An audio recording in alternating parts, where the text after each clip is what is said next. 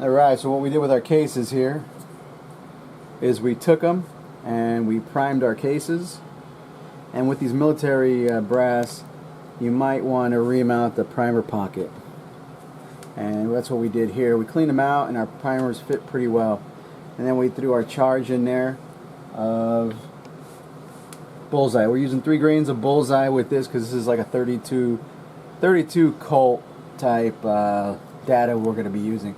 You can use anywhere from 2.5 to 3 grains of Bullseye. Do your research, look it up.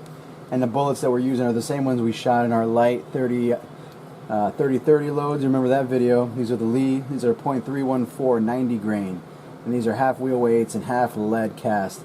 And these are great. We're not going to size them or anything. We did a cast, chamber cast, or not? I'm sorry, not chamber, a barrel cast, a barrel slug on our Nagant pistol, and it came out to .312. So these are .314, .313, 314, a little bit on the larger side, but that's good because they're really soft. They'll swage down pretty easily. So what you want to do is you start, after you throw your charge, you need to belt the mouth. And what I do is I use the Lee Universal Case Expander, the mouth expander. Use the pistol die on this, and you'll expand the mouth to where it just accepts the bullet. See? Just like that. Then what we're going to do is start seating these guys. We're going to use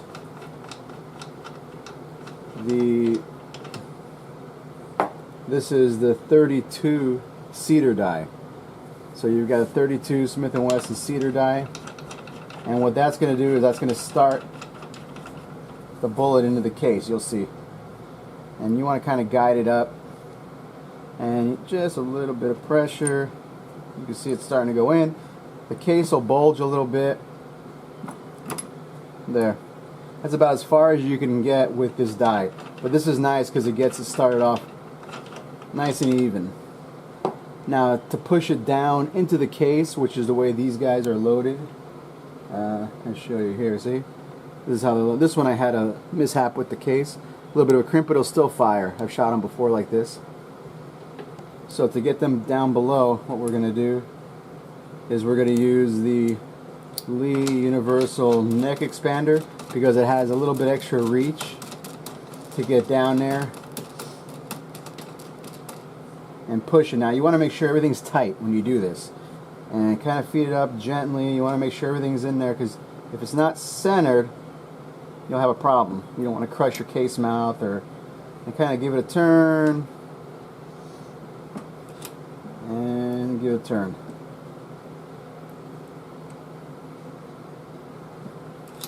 Sometimes you might distort the nose of the bullet. That's okay, see? We got the case in there. We'll do a couple more. You see we've done them here already, where we just seated them down maybe 1/8 of an inch below. And all these have been already pre-charged with our 3 grains of Bullseye. And I think the 3 grains of Bullseye is a pretty decent charge for this gun. Mimic 32 Smith & Wesson velocities. But like I said, do your research on that. Remember, this is, and as always, everything that we're doing here is subjective to your gun and your skill level. You don't want to do anything that you're not comfortable with. Let somebody else help you out.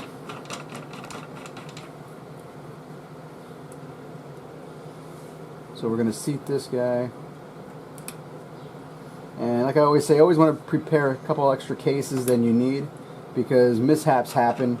You know, crushed case mouths, whatever.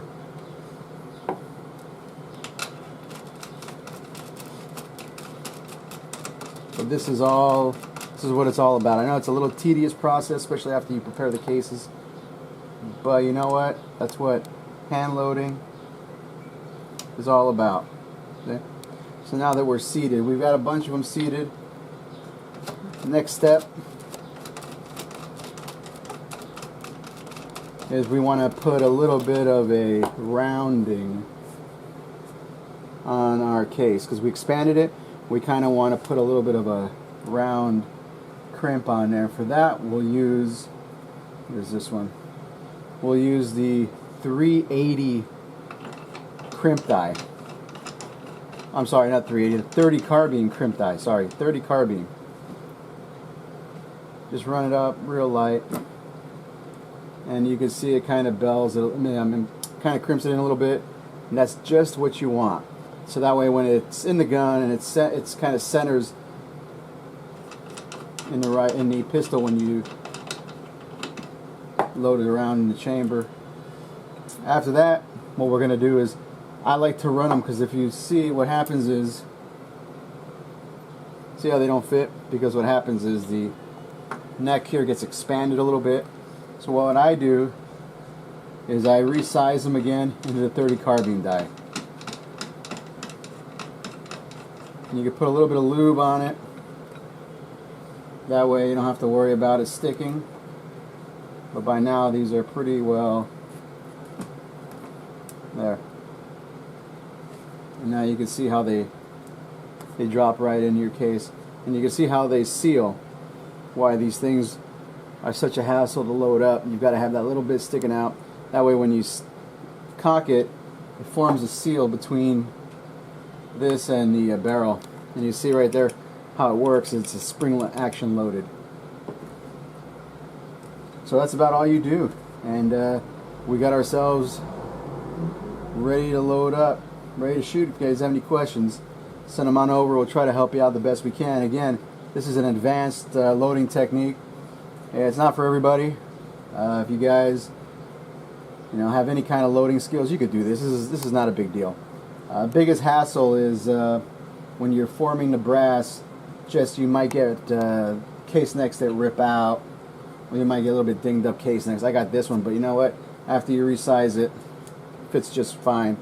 And don't worry about resizing these after you load the bullet. That's how the factory does them, or did them. Because what happens is these are cast with really soft lead, and again, when you shoot, the bullet obturates. And what that means is the pressure, because they're so soft, the bullet kind of expands into the rifling, gripping it as it goes out. We'll see you guys in the range as we test these out. We'll show you the kind of mediocre accuracy you can get from a gun like this. Well, here's what the finished product looked like. I want to go through and show you guys. I definitely would use commercial brass next time and forego the military brass. It's a lot thicker, a lot harder to use. Of course, that means that you can load these up a little bit hotter, but we only did 3 grains of bullseye for this one. We lost 2 cases, and when I say we lost 2 cases, I'm still going to shoot them because they chamber fine, but you see on the edges over here, we just got a little bit of a crimp distortion. So we're going to try them out and see how they shoot. Of course, the ones with the bullet noses are kind of cramped in like that, and I found these were 2 of the tougher cases. They didn't really seat all that well. Anyway, we're going to shoot all of them, and you guys can take a look at it and see what you think. Again, this is a labor of love. This is not something you want to do if you're not really familiar with it, because you get tired of it pretty quick. These, what we got here, these pieces right here that I loaded up took me about 3 hours to do. So unless you want to do them in batches, that's probably your best bet, or buy the ammo for between 50 and 75 cents a piece, which I'm not going to do because I'm not going to shoot this gun that much, and our buddy's not going to shoot it that much either. So he's just wanted to do it so he could say he shot it. So that's what we did. We helped him out. So again, if you guys have any questions on our techniques, just watch the video again, and if you've got anything on why we did it or how we did it, send us a message or an email.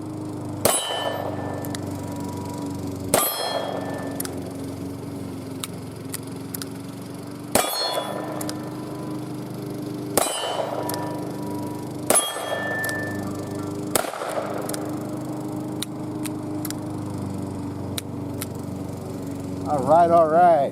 Mandy CA here. We're shooting our Nagant pistol. Now you saw one round didn't go off, and I'll show you why. Come over here. Show you why these guys are a little bit of a hassle to unload. Now, check this out. See? Our homemade brass. And I'll show you one thing you gotta remember when you're loading these guns, right? Is the headspace. If you take too much of the headspace off the gun, I'll show you. A little bit of sticky extraction, not too bad. That's why you always have a rod. Remember, these are homemade.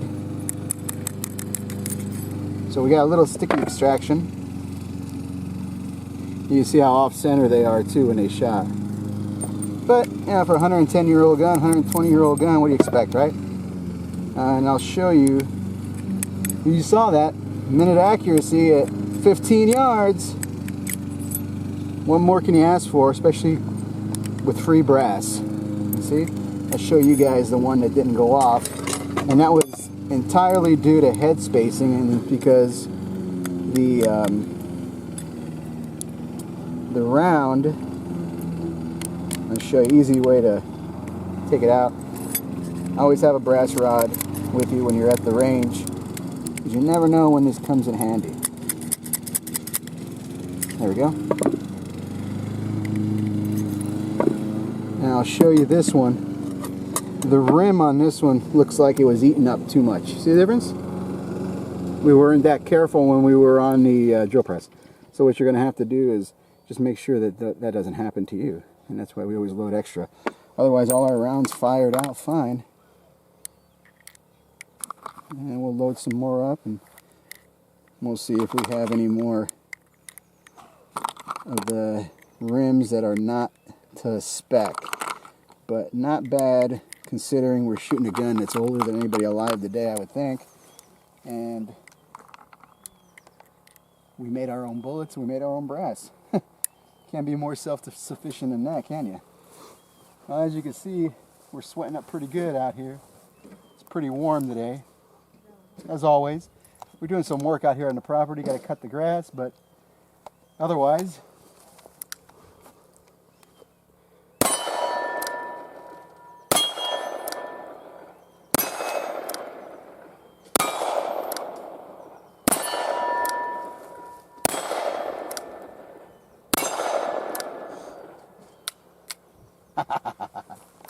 very nice, very, very nice.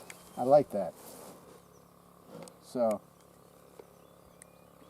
something for you guys to keep in mind when you load up your ammo. Come on over here and take a look. We'll do some extractions again. I always like using, ooh, it's warm out here. I always like using my brass rod, because this thing is just real tedious.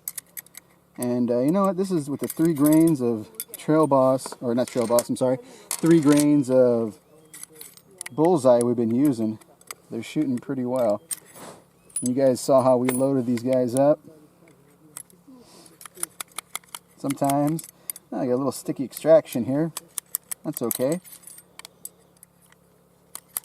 This gun has always been a chore to load and unload anyway, so that's why we don't, they don't make them anymore. Let's load up a couple more. Hopefully we won't have the head spacing problems we had before. See how they drop right in? Very nice. They're shooting very nice. Ooh, gun's getting warm. Of course, it's about 85 degrees right now, and the sun is beating down mercilessly. All right. You see we got our brass, which cost us nothing to make except for a little bit of time. Do some more shooting. Get up close over here. You can see us really work this gun out.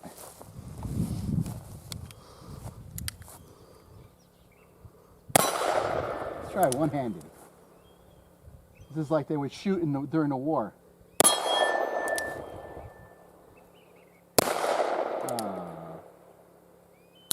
Oh. Couple more.